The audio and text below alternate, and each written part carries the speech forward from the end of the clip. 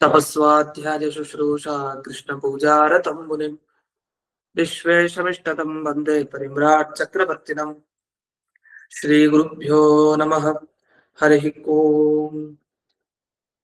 श्रियः पत्ये नित्या गणित गुणमाणिक्य विशद प्रभाजालोल्लासोपहत सकलावद्यतमसे जगज्जन्मस्थेम प्रलयरचनाशील वपुषे नमो शेषाम्नाय स्मृति हृदय दीप्ताय हरये येन प्रादुर्भावि भूमिमलजे विस्तारिवो सन्ततिः प्राबोधिश्रुतिपङ्कजं करुणया प्राकाशितत्वं परं ध्वान्तं ध्वंसमनाजिसाधनिकरश्चाकारि सन्मार्गगः तेनं व्यासदिवाकरेण सततं मात्याजिमे मानसं व्याप्तिर्यस्य निजे निजे नमः सा पक्षे सपक्षे स्थितिः व्यावृत्तिश्च विपक्षतोऽथ विषदे सक्तिर्न वैबाधिते नैवास्ति प्रतिपक्षयुक्तिरतुलं शुद्धं प्रमाणं समे भूयात् तत्त्वविनिर्णयाय भगवान् आनन्दतीर्थो मुनिः भवति यदनुभावात् यडमूकोऽपि वाग्मी जडमतिरपि जन्तुर्जायते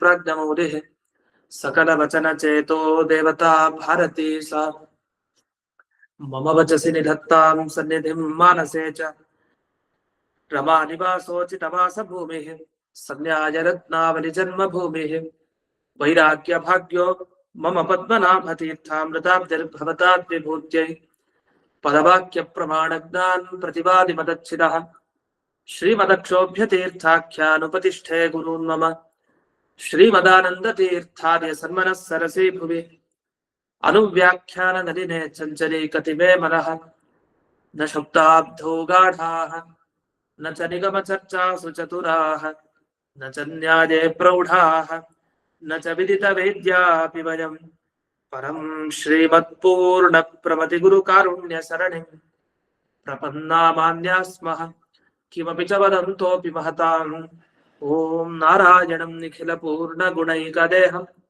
निर्दोषमाप्यतममप्यखिलैः सुवाक्यैः अस्योद्भवादिनमशेषविशेषतोऽपि वन्द्यं सदा प्रियतमं मम सन्नमामि कुपिता हि पणच्छाया समीकृत्या परं सुखं सेवन्ते यत्पदं धीराः तं भजे वल्लभं श्रियः।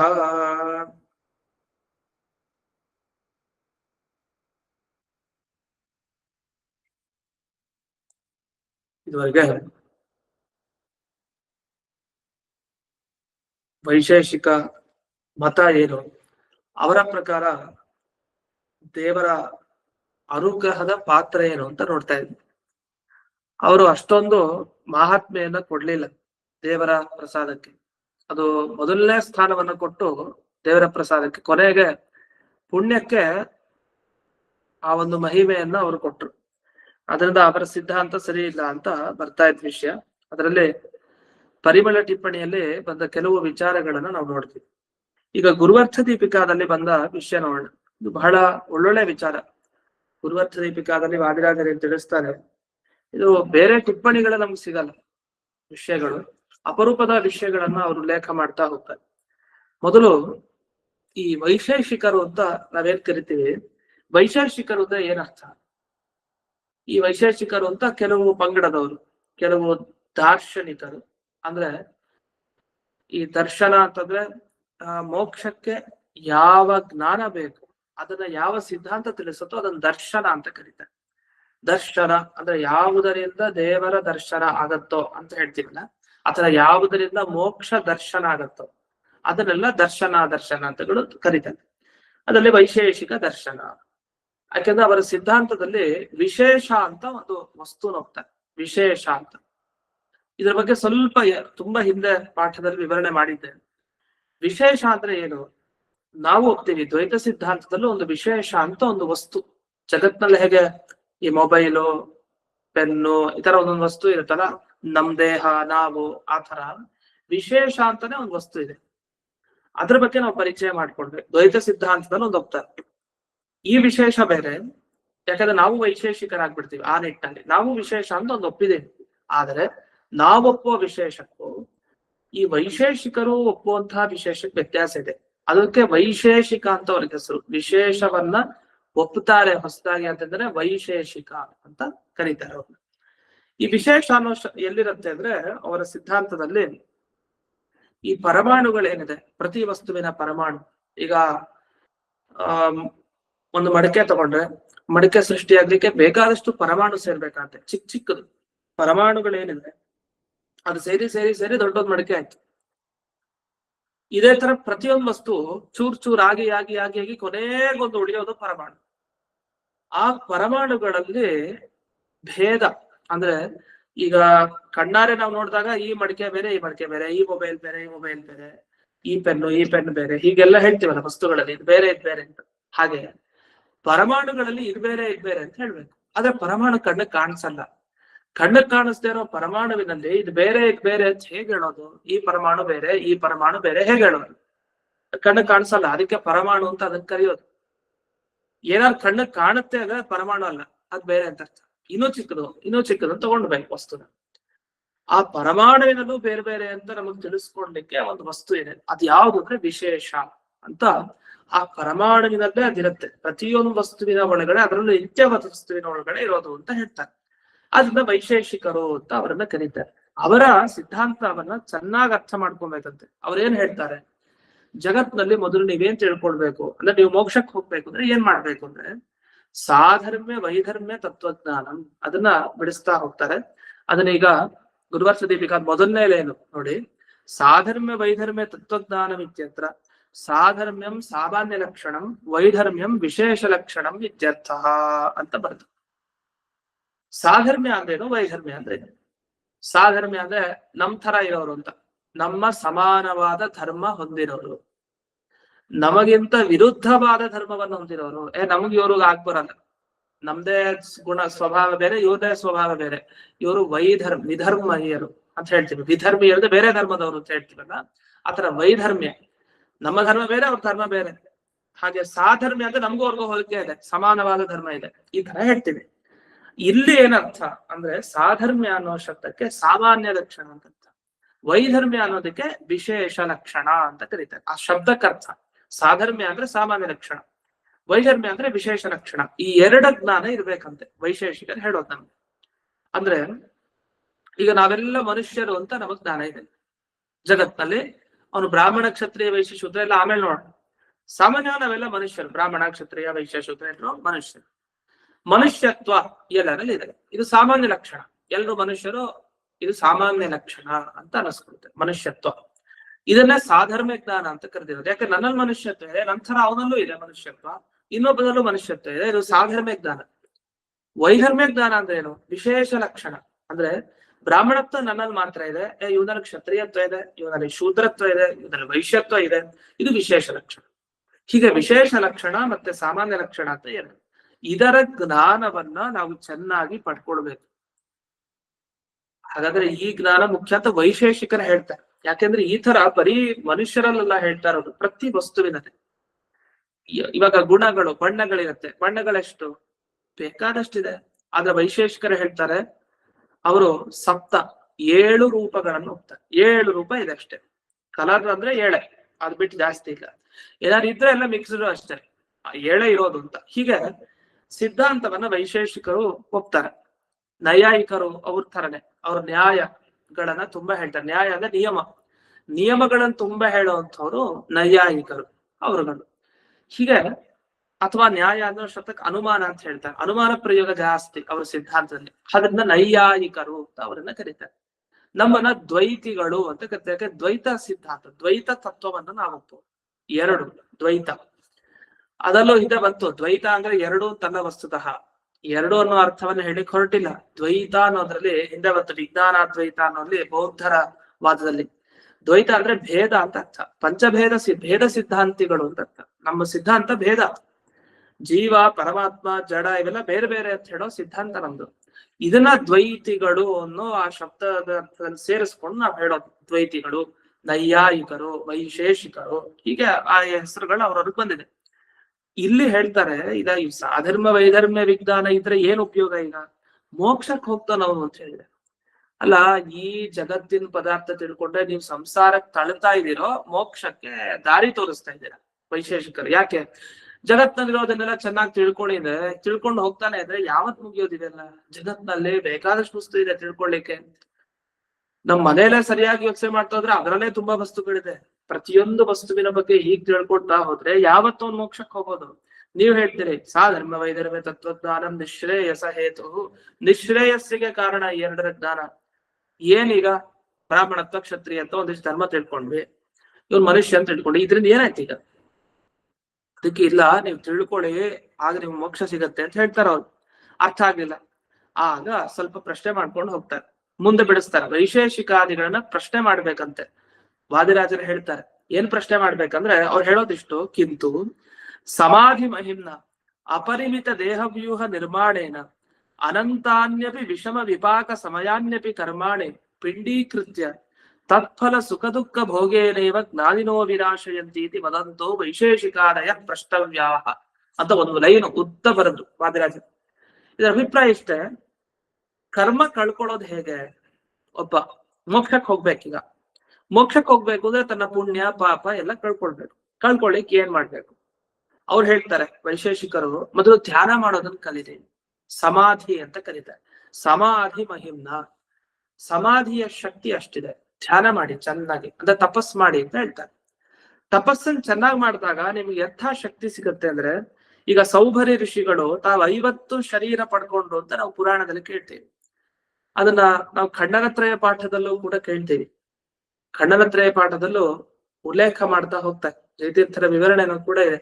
ಸೌಭರಿ ಋಷಿಗಳು 50 ಶರೀರಗಳನ್ನು ತಗೊಂಡು ತಾವು ಅನುಭವಿಸಿದ್ರು. ಉಪಾಧಿ ಖಂಡನ ಅಂತ ಗ್ರಂಥ ಏನಿದೆ, ಅಲ್ಲಿ ಬಹಳಷ್ಟು ವಿಚಾರವನ್ನು ಮಾಡಿದ್ದಾರೆ ಚೆನ್ನಾಗಿ. ಅಂದ್ರೆ ಪುರಾಣದಲ್ಲಿರೋ ತತ್ವ ಇಲ್ಲಿಗೆಲ್ಲ ಬಳಸ್ಕೊಳ್ತಾರೆ ಶಾಸ್ತ್ರದಲ್ಲಿ. ಅದನ್ನ ಪುರಾಣದ ಅಧ್ಯಯನ ಬಹಳ ಅಗತ್ಯ ಇದೆ, ಸುಮ್ಮನೆ ಅಲ್ಲ. ಭಾಗವತದ ಅಧ್ಯಯನ ಮಾಡ್ಬೇಕಾದ್ರೆ ನಮ್ಗೆ ಗೊತ್ತಾಗುತ್ತೆ ಎಷ್ಟು ಪುರಾಣಗಳ ಅಗತ್ಯ ಇದೆ. ಶಾಸ್ತ್ರೀಯ ಅಧ್ಯಯನ ಅದು ತುಂಬಾ ಕಷ್ಟ. ಮೇಲ್ನೋಟಕ್ಕೆ ಪುರಾಣ ಅಂತ ಅನ್ಸತ್ತೆ, ಶ್ಲೋಕಗಳು ಬಹಳ ಕಷ್ಟ ಅದೇ ಅಧ್ಯಯನ ಮಾಡೋದು. ಯಾಕಂದ್ರೆ ಅಷ್ಟು ಶಾಸ್ತ್ರ ವಿಷಯಗಳು ಅದ್ರಲ್ಲಿ ಇದೆ, ನೋಡ್ಬೇಕಷ್ಟೆ. ಪ್ರಕೃತದಲ್ಲಿ ಸಮಾಧಿ ಮಹಿಮೆ, ಧ್ಯಾನ ಮಾಡ್ದ, ತಪಸ್ ಮಾಡ್ದ. ಈಗ 50 ಶರೀರ ಸೌಭರಿಗ ಆಯ್ತಲ್ಲ, ಹಾಗೆ ಇವ್ರು ಏನ್ ಹೇಳ್ತಾರೆ ಅಂದ್ರೆ ವೈಶೇಷಿಕರು, ಅಪರಿಮಿತ ದೇಹ ವ್ಯೂಹ ನಿರ್ಮಾಣೇನ, ದೇವರ ವ್ಯೂಹ ರೂಪಗಳು ಅಂತಿದೆ. ವ್ಯೂಹ ಅಂದ್ರೆ ಗುಂಪು. ಈಗ ವಾಸುದೇವ ಸಂಕರ್ಷಣ ಪ್ರದ್ಯುಮ್ನ ಅನಿರುದ್ಧ ಒಂದು, ಆಮೇಲೆ ವಾಸುದೇವ ಸಂಕರ್ಷಣ ಪ್ರದ್ಯುಮ್ನ ಅನಿರುದ್ಧ ನಾರಾಯಣ 5 ವ್ಯೂಹ, 4 ವ್ಯೂಹ, ಅದೆಲ್ಲ ಸೇರಿಸಿ ಒಂದೊಂದು ಗುಂಪು 10. ಅಂದ್ರೆ ಮತ್ಸ್ಯಾದಿ 10, ಮತ್ತೆ ಕೇಶವಾದಿ 24, ಕೇಶವ ನಾರಾಯಣ ಮಾಧವ ಇದೆಲ್ಲ ಸೇರಿ 24ರ ಒಂದು ವ್ಯೂಹ, ಗುಂಪಾಗಿ ಹೊರಗೆ ಬರುತ್ತೆ. ಹಾಗೆ ಜೀವರು ಅಂದ್ರೆ ಒಬ್ಬ ಜ್ಞಾನಿ ಯಾರು ಮೋಕ್ಷಕ್ಕೆ ಹೋಗ್ಬೇಕು ಅಂತಿದ್ದಾನೆ, ತಾನು ತನ್ನ ತಪಸ್ಸಿನ ಬಲದಿಂದ ಅಪರಿಮಿತ ದೇಹ, ಲೆಕ್ಕ ಇಲ್ಲ ಅದಕ್ಕೆ, ಅಷ್ಟು ದೇಹ ತಗೊಂಡ. ಅವನೇ ಸೃಷ್ಟಿ ಮಾಡ್ದ. ಏನಂತೆ, ತಪಶಕ್ತಿ ಇದ್ರೆ ನಮಗೆ ಈ ಒಂದಲ್ಲ ಸಾಕಷ್ಟು ದೇಹ ಬರುತ್ತೆ. ಆ ದೇಹದಲ್ಲಿ ನಾವೇ ಇರ್ತೀವಿ, ಬೇರೆಯವ್ರು ಯಾರು ಅಲ್ಲ. ಯಾಕೆ ನಮ್ ದೇಹ ನಾನೇ ಸೃಷ್ಟಿ ಮಾಡಿ ಅಂತ ಆಯ್ತು ನಿರ್ಮಾಣ ಮಾಡ್ದ. ಏನಾಯ್ತು ಆಮೇಲೆ, ಅನಂತಾನ್ಯಪಿ ವಿಷಮ ವಿಪಾಕ ಸಮಯಾನ್ಯಪಿ ಕರ್ಮಾಣಿ. ನೋಡಿ, ಇಷ್ಟೊಂದು ದೇಹ ತಗೊಂಡಿದ್ರೆ ಔಚಿತ್ಯ ಏನು ನೋಡಿ. ಈ ದೇಹ ಈ ಜನ್ಮದಲ್ಲಿ ಪಾಪ ಕರ್ಮ ಅಥವಾ ಪುಣ್ಯ ಕರ್ಮ ಮಾಡಿದರೆ ಅದರ ಫಲ ಅನುಭವಿಸ್ಲಿಕ್ಕಿದೆ. ಸುಖ ಆಗ್ಲಿ ದುಃಖ ಆಗ್ಲಿ, ಈ ಜನ್ಮದ ದೇಹ ನನಗಿದೆ. ಈಗ ಇನ್ನು ಎಷ್ಟು ಜನ್ಮ ಇದೆಯೋ ಏನೋ, ಇನ್ನು ಎಷ್ಟು ಟೈಮ್ ಕಾಯೋದು? ಒಂದೇ ಸಮಯದಲ್ಲಿ ಇನ್ನೊಂದು 100 ಜನ್ಮ ಆದ್ಮೇಲೆ ಮೋಕ್ಷ ಅಂತ ಇರತ್ತೆ ನಮ್ಗೆ. 100 ಜನ್ಮದ್ದು ಈ ಜನ್ಮದಲ್ಲಿ ತಪಸ್ ಮಾಡಿ ಅವನೊಂದು ಶಕ್ತಿ ಪಡ್ಕೊಂಡ, ಇದು 100 ಜನ್ಮ ಆದ್ಮೇಲೆ ಮೋಕ್ಷಕ್ಕೆ ಹೋಗ್ತಾನೆ, ಅದಾರಿ ಸಿಗತ್ತ ಅವನಿಗೆ. ಅದಕ್ಕೇನ್ ಮಾಡ್ದ, ಈಗಲೇ ಅಷ್ಟು ಶರೀರ ತಗೊಂಡ, ತನ್ನ ತಪಶಕ್ತಿ ಇದೆ ತಗೊಂಡು, ವಸ್ತುತಃ ಫಲ ಕೊಡೋದು ಬೇರೆ ಟೈಮ್ ನಲ್ಲಿ, ಈಗಲ್ಲ ಅದ್ ಫಲ ಕೊಡೋದು. ಆದ್ರೆ ಆ ಶರೀರ ಈಗ ಬಂದ್ಬಿಡ್ತಲ್ಲ, ಮುಂಚೆನೆ ತಗೊಂಡ್ಬಿಟ್ಟ ಆ ಶರೀರ. 100 ಶರೀರ ತಗೊಂಡ, 100 ಶರೀರ ಆದ್ಮೇಲೆ ಅವನು ಮೋಕ್ಷ ಅಂತಿತ್ತು. 100 ಶರೀರ ಈ ಜನ್ಮದಲ್ಲೇ ತಗೊಂಡ, 100 ಜನ್ಮ ಎತ್ತಲಿಲ್ಲ ಅದಕ್ಕೆ, ಸುಮ್ಮನೆ ಟೈಮ್ ವೇಸ್ಟ್. ತಪಶಕ್ತಿ ಮಾಡಿ 100 ಶರೀರ ತಗೊಂಡ್ಮೇಲೆ ವಿಷಮ ವಿಪಾಕ ಅಂದ್ರೆ ಬೇರೆ ಬೇರೆ ಟೈಮ್ ನಲ್ಲಿ ವಿಪಾಕ ಫಲ ಕೊಡುತ್ತೆ ಆ ಕರ್ಮ. ಆ ಕರ್ಮಗಳನ್ನೆಲ್ಲ ಪಿಂಡೀಕೃತ್ಯ ಒಂದ್ ಕಡೆ ಹಾಕೊಂಡ, ಅದ ಒಂದೇ ಜನ್ಮದಲ್ಲಿ ಎಲ್ಲಾ ಶರೀರದಲ್ಲಿ ಅನುಭವಿಸೋ ಹಾಗೆ ತಾನು ವ್ಯವಸ್ಥೆ ಮಾಡ್ಕೊಂಡ, ಅನುಭವಿಸ್ದ. ಏನೇನ್ ಜನ್ಮದಲ್ಲಿ, ಮುಂದಿನ ಜನ್ಮದಲ್ಲಿ ಅವನು ಪ್ರಾಣಿಯಾಗಿ ಹುಟ್ಟಬೇಕಾಗಿತ್ತ, ಅದ್ರ ದುಃಖ ಈಗ್ಲೇ ಅನುಭವಿಸ್ದ. ಇನ್ನೂ ಮುಂದಿನ ಜನ್ಮದಲ್ಲಿ ರಾಜನಾಗ್ಬೇಕಾಗಿತ್ತ, ರಾಜವೈಭವ ಈಗ್ಲೇ ಅನುಭವಿಸ್ದ. ಯಾಕೆ, ತನ್ನ ತಪಶಕ್ತಿಯಿಂದ ಶರೀರ ತಗೊಂಡಿದ್ದ. ಆದ್ರಿಂದ ಹಾಗಾದ್ರೆ ಏನಾಯ್ತು, ತತ್ಫಲ ಸುಖ ದುಃಖ ಭೋಗೇನೈವ. ಇಷ್ಟೊಂದು ಶರೀರ ತಗೊಂಡು, ಲೆಕ್ಕ ಇಲ್ಲದ ಶರೀರ ತಗೊಂಡು, ಏನೇನ್ ಸುಖ ದುಃಖಗಳಿದ್ದೋ ಅವನ ಹಣೆ ಬರಹದಲ್ಲಿ ಅಷ್ಟನ್ನು ಅನುಭವಿಸ್ದ. ಆಮೇಲೆ ಜ್ಞಾನಿನೋ ವಿನಾಶಯಂತಿ, ಈ ತರ ಜ್ಞಾನಿಗಳು ತಮ್ಮ ಕರ್ಮವನ್ನ ಕಳ್ಕೊಳ್ಳೋ ಬಗೆ ಅಂತ ಅವರು ನಿರೂಪಣೆ ಮಾಡಿದ್ರು.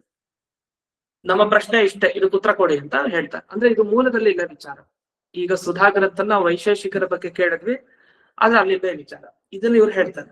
ಮುಂದಕ್ಕೆ ಸುಧಾದಲ್ಲೂ ಜಯತೀರ್ಥರು ಇನ್ನೊಂದು ಸಂದರ್ಭದಲ್ಲಿ ಹೇಳ್ತಾರೆ ವಿಷಯಗಳನ್ನ ಚೆನ್ನಾಗಿ. ಈ ವಿಷಯ ವೈಶೇಷಿಕರು ಏನ್ ಹೇಳ್ತಾರೆ ಅವರ ಗ್ರಂಥದಲ್ಲಿ ಇರೋದೇನಿದೆ ಅದನ್ನ ಇಲ್ಲಿ ವರ್ಣನೆ ಮಾಡ್ತಾ ಇದ್ದಾರೆ. ಇಷ್ಟು ಅವ್ರು ಹೇಳ್ತಾರೆ ಅಂತ 3 ಲೈನಲ್ಲಿ, 3 ಲೈನ್ ಅನ್ನೋದಕ್ಕಿಂತ ಒಂದೇ ಲೈನ್ ಅದು ವಸ್ತುತಃ ಸಂಸ್ಕೃತದಲ್ಲಿ. ಒಂದು ಲೈನಲ್ಲಿ ಇಡೀ ವೈಶೇಷಿಕರ ಈ ಸಿದ್ಧಾಂತವನ್ನ ವಾದಿರಾಜರು ಹೇಳ್ತಾರೆ. ಇಷ್ಟು ಹೇಳ್ತಾರೆ ಅವರು. ಇದಕ್ಕೆ ಈ ಖಂಡನೆ ಪ್ರಶ್ನೆ ಮಾಡ್ಬೇಕು ಹೀಗೆ ಅಂತ ಹೇಳ್ತಾರೆ, ನಮಗೆ ಹೇಳ್ಕೊಡ್ತಾರೆ. ಶಿಷ್ಯ ಶಿಕ್ಷಣ ಈ ತರ ಅವ್ರ ಸಿದ್ಧಾಂತ. ನಾವೇನ್ ಪ್ರಶ್ನೆ ಮಾಡ್ಬೇಕು, ಅವ್ರ ಕೈಲಿ ಹೇಗ್ ಬಾಯಿ ಬಿಡಿಸ್ಬೇಕು, ಅವ್ರನ್ನ ಹೇಗ್ ಸಿಗಾಕಿಸ್ಬೇಕು, ಏನು ಉತ್ತರ ಇದಕ್ಕೆ ಅಂದ್ರೆ ಪ್ರಶ್ನವ್ಯ. ಮೊದಲು ಕೇಳಿ ಅವ್ರಿಗೆ, ಏನ್ ಕೇಳಿ? ಇದರ ಅಸಾಧ್ಯ ಅಪರಿಮಿತ ಕಾಯ ವ್ಯೂಹ ಸಂಪಾದನಾಯ ವಿಷಮ ವಿಪಾಕ ಸಮಯಾನಾಂ ಅನಂತ ಕರ್ಮಣಾಂಚ ಪಿಂಡೀಕರಣಾಯ ಕಿಂ ಸ್ವಯಮೇವ ಶಕ್ತಃ ಉತ ಜ್ಞಾನ ಸಾಮರ್ಥ್ಯೇನ. ನಮ್ ಪ್ರಶ್ನೆ ಇಷ್ಟೇ. ನಮ್ಗೆ ಆಶ್ಚರ್ಯ ಅನ್ನಿಸ್ತು, ಜ್ಞಾನಿಗಳೇ, ವೈಶೇಷಿಕರ ಜ್ಞಾನಿಗಳಿದಾರಲ್ಲ ಅವರ ಬಳಿ ನೀವು ಬೇರೆಯವ್ರ ಕೈಲಿ ಆಗದೆ ಇರೋ ಅದನ್ನು ಸಾಧನೆ ಮಾಡಿದ್ದೀರಿ ಜೀವನದಲ್ಲಿ. ಯಾಕೆ? ಬೇರೆಯವ್ರಿಗೆ ಒಂದೇ ದೇಹನ ಇನ್ನೊಂದ್ ದೇಹ ತಗೊಳ್ಳಿಕ್ ಆಗಲ್ಲ ಈ ಜನ್ಮದಲ್ಲಿ. ಇರೋ ದೇಹ ಕಾಪಾಡ್ಕೊಂಡ್ರೆ ಸಾಕಾಗಿದೆ ಮನುಷ್ಯರು. ಅಂಥದ್ರಲ್ಲಿ ಈ ದೇಹ ಅಲ್ಲದೆ ಇನ್ನೊಂದ್ 100 ದೇಹ ಅಂತಂದ್ರೆ ಸರಿ, ನೀವು ತಗೊಂಡಿದ್ದೀರಿ, ಇದು ಈ ತರ ಅಸಾಧ್ಯ, ಬೇರೆಯವ್ರ ಕೈಲಿ ಸಾಧ್ಯ ಇಲ್ಲ. ಏನು? ಅಪರಿಮಿತ ಕಾಯ ವ್ಯೂಹ ಸಂಪಾದನೆ. ಕಾಯ ವ್ಯೂಹ ಅಂದ್ರೆ ಕಾಯ ಅಂದ್ರೆ ದೇಹ, ಅಪರಿಮಿತ ದೇಹ ತಗೊಳ್ಳಿಕ್ಕೆ ಇತರರಿಗೆ ಆಗಲ್ಲ. ಆದ್ರೆ ನೀವು ಮಾಡಿದಿರಿ. ದೇಹ ತಗೊಳ್ಳೋದಲ್ಲ ಅಷ್ಟೇ ಅಲ್ಲ, ಅದು ಆಶ್ಚರ್ಯ. ಒಂದು ದೇಹ ತಗೊಂಡಿದ್ದೆ ಮೊದಲನೇದು. ಎರಡನೇದು, ಬೇರೆ ಬೇರೆ ಟೈಮ್ ನಲ್ಲಿ ಫಲ ಕೊಡೋ ಅಷ್ಟೂ ಕರ್ಮಗಳನ್ನ ಒಂದ್ ಕಡೆ ಮುದ್ದೆ ತರ ಮಾಡ್ಕೊಂಡ್ರಿ. ಮುದ್ದೆ ಯಾಕೆ ಮಾಡ್ಕೊಂಡಿದ್ದು? ಈ ಜನ್ಮದಲ್ಲೆಲ್ಲ ಅನುಭವಿಸ್ಬಿಡೋಣ ಅಂತ, ಒಂದೇ ಜನ್ಮದಲ್ಲೆಲ್ಲ ಮೋಕ್ಷಕ್ಕೆ ಹೋಗ್ಬೋಣ ಅಂತ. ಆದ್ರೆ ಅಂಥ ಅನಂತ ರಾಶಿ ಇರೋ ಪುಣ್ಯ ಪಾಪ ಕರ್ಮಗಳನ್ನ ಒಂದು ಪಿಂಡೀಕೃತ್ಯನ ಒಂದು ಮುದ್ದೆ ತರ ಮಾಡ್ಕೊಂಡಿದ್ದು ಅಂದ್ರೆ ಬಹಳ ಆಶ್ಚರ್ಯ ಆಗ್ತಾ ಇದೆ. ಅಷ್ಟು ದೇಹ ತಗೊಂಡಿದ್ದು ಒಂದು ಆಶ್ಚರ್ಯ, ಮತ್ತೊಂದು ಇಷ್ಟೊಂದು ಕರ್ಮಗಳನ್ನ ಮುದ್ದೆ ಮಾಡ್ಕೊಂಡಿತ್ತು ಒಂದೇ ಜನ್ಮದಲ್ಲಿ ಅನುಭವಿಸ್ಲಿಕ್ಕೆ. ಇದರ ಪ್ರಶ್ನೆ ಇಷ್ಟೇ, ಕಿಂ ಸ್ವಯಮೇವ ಶಕ್ತಃ ಉತ ಜ್ಞಾನ ಸಾಮರ್ಥ್ಯ. ನಿಮ್ಗೆ ಸಹಜವಾಗಿ ಈ ಶಕ್ತಿ ಉಂಟಾ ಈ ತರ ಎಲ್ಲ ಮಾಡ್ಲಿಕ್ಕೆ, ಅಥವಾ ನೀವು ತಪಸ್ಸಿನಿಂದ ಜ್ಞಾನ ಪಡೆದ್ರಲ್ಲ, ಜ್ಞಾನದ ಶಕ್ತಿನ ಇದು? ಹೇಗೆ ಆ ಜ್ಞಾನದ ಶಕ್ತಿ ಇಷ್ಟೊಂದ, ನಿಮ್ದೇ ಶಕ್ತಿನ ಇದು? ಅಷ್ಟ್ ಹೇಳಿ ಅಂತ. ನಾದ್ಯ ಸ್ವಯಮೇವ ಶಕ್ತಃ ಅಲ್ಲ ಅಂದ್ರೆ ತನಗೆ ಸಹಜವಾಗಿ ದೇಹದಲ್ಲೇ ಶಕ್ತಿ ಇದೆ. ಕೆಲವ್ರಿಗೆಲ್ಲ ಹೇಳ್ತೀವಲ್ಲ, ಅದು ಗಾಡ್ ಗಿಫ್ಟ್ ಅಂತ ಹೇಳ್ತಾ ಇರ್ತಾರಲ್ಲ, ಸಹಜವಾಗೇ ಇದೆ ಅವ್ರಿಗೆ ಅಂತ. ಅವ ದೇವರ ಅನುಗ್ರಹದಿಂದ ಬಂದಿತ್ತು ಅಂತ ಅರ್ಥ, ಅದ್ ಬೇರೆ ವಿಷಯ. ಅದೇ ಸಹಜವಾಗಿದೆ, ತುಂಬಾ ಕಷ್ಟ ಪಡ್ಬೇಕಾಗಿಲ್ಲ, ಸಹಜವಾಗೇ ಬಂದ್ಬಿಡುತ್ತೆ. ಏನ್ ಪ್ರಯತ್ನ ಪಟ್ರು ತಕ್ಷಣ ಆಗ್ಬಿಡುತ್ತೆ, ತುಂಬಾ ಚುರುಕು ಅಂತೆಲ್ಲ ಹೇಳ್ತಾ ಇರ್ತಾರೆ. ಹಾಗೇನು ಸಹಜವಾಗಿ ಇರೋದು ಅಂದ್ರೆ ಸ್ವಯಮೇವ ಶಕ್ತ, ಅದ್ರಲ್ಲಿ ಯಾವುದೇ ಬೇರೆ ಅದರ ಪಾತ್ರ ಇಲ್ಲ. ಅಥವಾ ಕೆಲವರು ಯೋಗ್ಯತೆನೇ ಹಾಗೆ ವಿಲಕ್ಷಣ, ಹುಟ್ಟುತ್ತಾನೆ ದೊಡ್ಡ ಜ್ಞಾನಿಗಳಾಗಿ ಹುಟ್ಟಿರುತ್ತೆ. 10-12 ವರ್ಷದಲ್ಲೇ ದಿವ್ಯ ಜ್ಞಾನ ಇರುತ್ತೆ, ಅದನ್ನ 25 ವರ್ಷದಲ್ಲಿ ಸಂಪಾದನೆ ಮಾಡ್ಬೇಕು, ಅದು 10 ವರ್ಷದಲ್ಲೇ ಬಂದ್ಬಿಟ್ಟಿರುತ್ತೆ ಅವ್ರಿಗೆ. ಈ ತರಾನೇ ಇರುತ್ತೆ. ಹಾಗಾದ್ರೆ ಇದು ಹೇಗ್ ಸಾಧ್ಯ? ಸ್ವಯಮೇವ ಶಕ್ತ. ಹಾಗೆ ನಿಮಗೂ ಆ ತರ ಶಕ್ತಿ ಉಂಟಾ? ಸ್ವಯಂ ನಿಮಗೇ ಉಂಟಾ ಅಥವಾ ಯಾವ್ದಾರು ಪ್ರಭಾವದಿಂದ? ನಾದ್ಯ ಇದು ಅನಂತ ದೇಹ ತಗೊಳ್ಳೋದು ಅಷ್ಟೇ ಅಲ್ಲ, ಅದ್ರಲ್ಲಿ ಅನಂತ ಕರ್ಮ ಸೇರಿಸ್ಕೊಳ್ಳೋದು ಮುದ್ದೆಯಂತೆ ಪಿಂಡೀಕರಣ ಮಾಡಿ, ಇದು ಸ್ವಯಮೇವ ಶಕ್ತ ಅಲ್ಲ. ಇದರಲ್ಲಿ ನಮಗೆ ಸ್ವಯಂ ಶಕ್ತಿ ಇಲ್ಲ, ಏನೋ ಇನ್ನೊಂದು ಬೇಕು. ಯಾಕೆಂದ್ರೆ ನೀವೇ ಹೇಳಿದಿರಿ ವೈಶೇಷಿಕರು ಏನಂತ, ಸಮಾಧಿ ಮಹಿಮ್ನ ಇತ್ಯುಕ್ತತ್ವ. ಅದೆಲ್ಲ ನಾವು ಮಾಡಿದ ತಪಸ್ಸಿನ ಪ್ರಭಾವ, ನಮ್ಮ ಶಕ್ತಿ ಅಲ್ಲ, ಅದು ಆ ತಪಸ್ಸಿನ ಶಕ್ತಿ. ಹಾಗಾಗಿ ಅಂತ ಉತ್ತರ ಕೊಡ್ಬೇಕು. ಎರಡನೇದು, ಇಲ್ಲ ಜ್ಞಾನ ಸಾಮರ್ಥ್ಯ, ಆ ಜ್ಞಾನದ ಬಲ ಎಷ್ಟು ಅಂದ್ರೆ ಇಷ್ಟು ದೇಹ ತಗೊಳ್ಲಿಕ್ಕೆ ಸಾಧ್ಯ ಆಗಿದೆ, ಇಷ್ಟು ಕರ್ಮಗಳನ್ನ ಒಟ್ಟುಗೂಡಿಸ್ಲಿಕ್ಕೆ ಸಾಧ್ಯ ಆಗಿದೆ ಅಂದ್ರೆ ಅನಂತ ಕರ್ಮಣ ಭೋಗಾಯ ಸಮುಪಾತ್ತ ಅಪರಿಮಿತ ಕಾಯವ್ಯೂಹಸ್ಯ ಕೇನ ನಾಶ. ಒಳ್ಳೆ ಪ್ರಶ್ನೆ ಕೇಳ್ತಾರೆ. ಏನಂದ್ರೆ, ಸರಿ, ನೀವು ನಿಮ್ಮ ಜ್ಞಾನದ ಶಕ್ತಿಯಿಂದಾಗಿ ಇಷ್ಟೊಂದು ದೇಹ ತಗೊಂಡಿದ್ದೀರಿ, ಸುಖ ಅನುಭವಿಸ್ತೀರಿ, ದುಃಖ ಅನುಭವಿಸ್ತೀರಿ, ಅನಂತ ಜನ್ಮಗಳನ್ನ ಅನುಭವಿಸ್ತೀರಿ, ಒಂದೇ ಜನ್ಮದಲ್ಲಿ ಮುಗಿಸ್ಕೊಂಡ್ರಿ. ನಮ್ ಪ್ರಶ್ನೆ, ಈಗ ಅಪರಿಮಿತ ದೇಹ ತಗೊಂಡ್ರಲ್ಲ, ಈಗ ಕೆಸರಿನಿಂದ ಕೆಸರನ್ನು ತೊಳೆದಂತೆ ಕರ್ಮಪಥ ಅಂತ ಗೋಪಾಲದಾಸರು ಹೇಳ್ತಾರಲ್ಲ, ಹಾಗೆ ಕೆಸರು ಮೆತ್ಕೊಂಡಿದೆ, ನೀರ್ ಹಾಕಿದ್ರೆ ಸರಿ ಕೆಸರು ಹೋಗುತ್ತೆ, ಮತ್ತೆ ಕೆಸರೇ ಹಾಕಿದ್ರೆ ಹೇಗ್ ಸಾಧ್ಯ? ಹಾಗಾಯ್ತು ನಿಮ್ ಕತೆ. ಕರ್ಮ ಮಾಡ್ಬಾರ್ದು, ಕರ್ಮ ಕಳ್ಕೊಳ್ಬೇಕು ಅಂತ ಅನ್ಕೊಂಡ್ರಿ, ಆದ್ರೆ 1000 ದೇಹ ನೀವೇ ಸೃಷ್ಟಿ ಮಾಡ್ಕೊಂಡ್ರಲ್ಲ, ಇದು ದೊಡ್ಡ ಕರ್ಮ ಆಯ್ತು. ಇಷ್ಟೊಂದ್ ದೇಹ ಕಳ್ಕೊಳ್ಳೋದು ಹೇಗೆ ನಮ್ ಪ್ರಶ್ನೆ. ಅಷ್ಟೇ ಹೇಗ್ ಕಳ್ಕೊಳ್ತೀರಿ? ನೀವು ಎಲ್ಲಾ ಕರ್ಮಗಳನ್ನ ಒಂದು ಕಡೆ ಕೂಡಿಸ್ಕೊಂಡು ಅದನ್ನ ಅನುಭವಿಸಿ ಕಳ್ಕೊಳ್ಳಿಕ್ ಹೋದವರು ಅನಂತ ಕರ್ಮಗಳನ್ನ ಅನುಭವಿಸ್ಲಿಕ್ಕೆ ಹೋಗಿ ಅನಂತ ದೇಹವನ್ನ ತಂದುಕೊಂಡ್ರಿ. ಒಂದೇ ದೇಹ ಇತ್ತು, ಈಗ 1000 ದೇಹ ಇದೆ, ಅನಂತ ದೇಹ ಬಂದಿದೆ ಮುಂದಕ್ಕೆ. ಅದನ್ನ ಯಾರು ನಾಶ ಮಾಡ್ತಾರೆ ಅದನ್ನ ಹೇಳಿ. ಈಗ ನಿಮ್ ದೇಹ ಆಮೇಲೆ ಹೇಗೆ ಹೋಗುತ್ತೆ? ಜ್ಞಾನ ಶಕ್ತಿ ವಚೇತ್, ಎಲ್ಲ ಜ್ಞಾನದಿಂದಲೇ ಹೋಗುತ್ತೆ. ತಪಸ್ಸಿನಿಂದ ಅಷ್ಟ್ ದೇಹ ಪಡ್ಕೊಂಡವ್ರಿಗೆ ಅದೇ ತಪಸ್ಸಿನಿಂದ ದೇಹವನ್ನ ನಾಶ ಪಡಿಸ್ಕೊಳ್ಳಿಕ್ ಬರಲ್ವೇ? ಅದನ್ ಬರುತ್ತೆ ಅಂತ ಉತ್ತರ ಕೊಡ್ತಾನ. ಜ್ಞಾನ ಶಕ್ತೇವ ಇತಿ ಚೇತ್. ಎಲ್ಲ ಗುರುಬರ್ಥ ದೀಪಿಕಾದಲ್ಲಿ ವಾಕ್ಯ ಓದ್ತಾ ಇರೋದ್ರಿ. ಹಾಗಾದ್ರೆ ಜ್ಞಾನದ ಶಕ್ತಿ ಅಂತ ನೀವು ಹೇಳ್ತೀರಿ. ಆದ್ರೆ ಜ್ಞಾನಕ್ಕೆ ಇಷ್ಟೊಂದು ಶಕ್ತಿ ಉಂಟಾ? ಯಾವ್ದಾರೊಂದು ಪ್ರಮಾಣ ಕೊಡಿ. ಹೀಗೆಲ್ಲ ಉಂಟಾ ಜ್ಞಾನಕ್ಕೆ? ಹೌದು. ಅದಕ್ಕೆ ಭಗವದ್ಗೀತೆಯ ಮಾತನ್ನ ಪ್ರಮಾಣ ಕೊಡ್ತಾರೆ. ಜ್ಞಾನಾಗ್ನಿ ಸರ್ವಕರ್ಮಾಣಿ ಭಸ್ಮಸಾತ್ ಕುರುತೆ ಅರ್ಜುನ. ಜ್ಞಾನ ಅನ್ನೋದಿದೆಯಲ್ಲ, ಅದು ಬೆಂಕಿ ತರ, ಅದು ಎಲ್ಲಾ ಕರ್ಮಗಳನ್ನ ಸುಟ್ಟಾಕತ್ತೆ ಅರ್ಜುನ ಅಂತ ಕೃಷ್ಣ ಅರ್ಜುನನಿಗೆ ಉಪದೇಶ ಕೊಟ್ಟಿದ್ದಾನೆ. ಹಾಗಾದ್ರೆ ಎಲ್ಲಾ ಕರ್ಮಗಳನ್ನ ನಾಶ ಪಡಿಸ್ಲಿಕ್ಕೆ ಒಂದು ಜ್ಞಾನ ಇದ್ರೆ ಸಾಕು. ಅದಕ್ಕೆ ಇವ್ರು ಹೇಳ್ತಾರೆ, ಈ ವಾಕ್ಯ ನೋಡಿದಾಗ ಕರ್ಮಣಾಮೇವ ನಾಶಕತ್ವ ಕುತೋ ನಾಂಗೀಕ್ರಿಯತೆ ಅಲ್ಲ.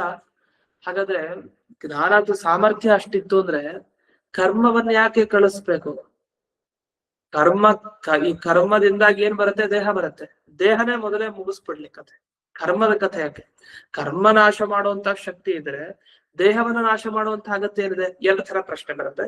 ಮೊದಲನೇದೇನಂದ್ರೆ, ಈಗ ನಾವೆಲ್ಲ ಪುಣ್ಯ ಪಾಪ ಕರ್ಮ ಮಾಡಿದಾಗ ನಮ್ಗೆ ಅನಂತ ದೇಹ ಬರುತ್ತೆ. ಒಂದೊಂದು ಜನ್ಮದಲ್ಲೂ ಈ ತರ ಅನಂತ ದೇಹ. ಈ ಕರ್ಮದಿಂದಾನೇ ದೇಹ ಬಂದಿದ್ದು.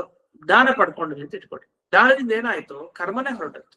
ಕರ್ಮ ಹೋದ್ರೆ ಕರ್ಮದಿಂದ ಹುಟ್ಟೋ ಶರೀರನೂ ಹೋಯ್ತು. ಹಾಗಾದ್ರೆ ಕರ್ಮಗಳನ್ನೇ ಈ ಜ್ಞಾನ ನಾಶ ಪಡಿಸುತ್ತೆ ಅಂತ ಯಾಕೆ ಒಪ್ಪಬಾರ್ದು? ಇಡೀ ದೇಹ ನಾಶ ಆಗತ್ತೆ ಅಂತ ಯಾಕೆ ಒಪ್ಪಬೇಕು? ಅದ್ ಬೇಕಾಗಿಲ್ಲ. ಯಾಕೆಂದ್ರೆ ಒಬ್ಬ ದುಷ್ಟ, ಅವನ್ ಕೆಟ್ಟವನು, ಅವನಿರೋದ್ರಿಂದ ಎಲ್ರು ಕೆಟ್ಟವ್ರಾಗ್ತಾ ಇದಾರೆ. ಇವನ್ ಕಥೆನೇ ಮುಗಿಸ್ಬಿಟ್ರೆ ಯಾರು ಬರೋದೇ ಇಲ್ಲ, ಮಿಕ್ಕಿದವ್ರ ಕಥೆ ಗೋವಿಂದಾಗತ್ತಷ್ಟೇ. ಹಾಗಾದೇನಾಯ್ತು? ಮೂಲ ವ್ಯಕ್ತಿ ಯಾರಿದ್ದಾನೆ, ಎಲ್ಲದಕ್ಕೂ ಸೃಷ್ಟಿಕರ್ತನೇ ಇಲ್ಲ ಅಂತ ಮಾಡಿದ್ರೆ ಮೂಲ ಬುಡನೇ ಇಲ್ಲ ಅಂದ್ಮೇಲೆ ಇನ್ನೇನ್ ರೆಂಬೆ ಕೊಂಬೆ ಇಲ್ಲ, ಮರ ಇಲ್ಲ. ಹಾಗೆ ಮೂಲವಾದ ವಸ್ತು ಕರ್ಮ, ಅದು ಪುಣ್ಯ ಅಥವಾ ಪಾಪ, ಇದನ್ನ ನಾಶಪಡಿಸಿದ್ರೆ ಆಗ ಮುಂದೆ ಯಾವ ದೇಹನೂ ಬರಲ್ಲ. ಹಾಗಾದ್ರೆ ದೇವರ ವಾಕ್ಯದಂತೆ ಜ್ಞಾನಾಗ್ನಿಯನ್ನ ಇಟ್ಕೊಂಡು ಹೋದ್ರೆ ಎಲ್ಲವನ್ನು ಸುಟ್ಟಾಕ್ಬಿಡುತ್ತೆ. ಆದ್ರಿಂದ ಕರ್ಮ ಮೂಲ ದೇಹನಾಶನ ಸಮರ್ಥಸ್ಯ ಜ್ಞಾನಸ್ಯ ಕಿಮು ವಕ್ತವ್ಯಂ ಕರ್ಮ ನಿರ್ಹರಣೆ ಶಕ್ತಿ. ಕರ್ಮದಿಂದ ಉಂಟಾಗೋ ದೇಹವನ್ನೇ ನಾಶಪಡಿಸ್ತಾ ಇದೆ ಇದು. ಅದು ಕರ್ಮವನ್ನು ನಾಶಪಡಿಸಲ್ವೇ? ಅದನ್ನೂ ನಾಶಪಡಿಸುತ್ತೆ. ಹಾಗಾದ್ರೆ ಜ್ಞಾನದಿಂದಲೇ ಕರ್ಮನೂ ಹೋಗುತ್ತೆ, ಈ ಕಡೆ ಯಾವುದು ದೇಹನೂ ಹೋಗುತ್ತೆ. ಇದು ಯಾಕೆ ಹೇಳಲಿಕ್ಕೆ ಹೊರಟು ಅಂದ್ರೆ, ಅನುಭವಿಸೋದು ಯಾಕೆ ನೀವು? ಜ್ಞಾನ ಸಾಮರ್ಥ್ಯದಿಂದಲೇ ಅನಂತ ದೇಹ ಯಾಕೆ ಪಡ್ಕೊಂಡ್ರಿ? ದೇಹನೂ ಹೋಯ್ತು, ಕರ್ಮನೂ ಹೋಗುತ್ತೆ ಜ್ಞಾನದಿಂದ. ಇಷ್ಟೊಂದು ಶಕ್ತಿ ಇರೋ ಜ್ಞಾನದ ಸಾಮರ್ಥ್ಯ ಬಿಟ್ಟು ಸುಮ್ನೆ ಅಷ್ಟೆಲ್ಲ ದೇಹ ತಗೊಂಡು ಒಂದೇ ಜನ್ಮದಲ್ಲಿ ಅಷ್ಟೊಂದು ಸುಖ ಅಥವಾ ದುಃಖ ಅನುಭವಿಸ್ತಿರಲ್ಲ ಯಾಕೆ ಅಂತ ಇಲ್ಲಿವರೆಗೂ ಪ್ರಶ್ನೆ ಉಳ್ಕೊಂಡಿದೆ. ಇನ್ನು ಮುಂದಕ್ಕೆ ಕೆಲವು ಪ್ರಶ್ನೆಗಳನ್ನ ಮಾಡಿ ಖಂಡನೆ ಮಾಡ್ತಾರೆ. ಅದೇನು ಅನ್ನೋದನ್ನ ನಾಳೆ ದಿವಸ ನೋಡೋಣ ಅಂತ ಹೇಳ್ತಾ ಇಂದಿನ ಪಾಠವನ್ನ ಅಸ್ಮದ್ ಗುರುವಂತರ್ಗತ ವ್ಯಾಸತೀರ್ಥ ಗುರುವಂತರ್ಗತ ಭಾರತೀಯ ರಮಣ ಮುಖ್ಯ ಪ್ರಾಣಾಂತರ್ಗತ ಶ್ರೀಮನ್ಮೂಲ ಗೋಪಾಲಕೃಷ್ಣನಿಗೆ ಅರ್ಪಣೆ ಮಾಡಿದ್ರು. ಶ್ರೀಕೃಷ್ಣ ಅರ್ಪಣೆ. ನಮಸ್ಕಾರ.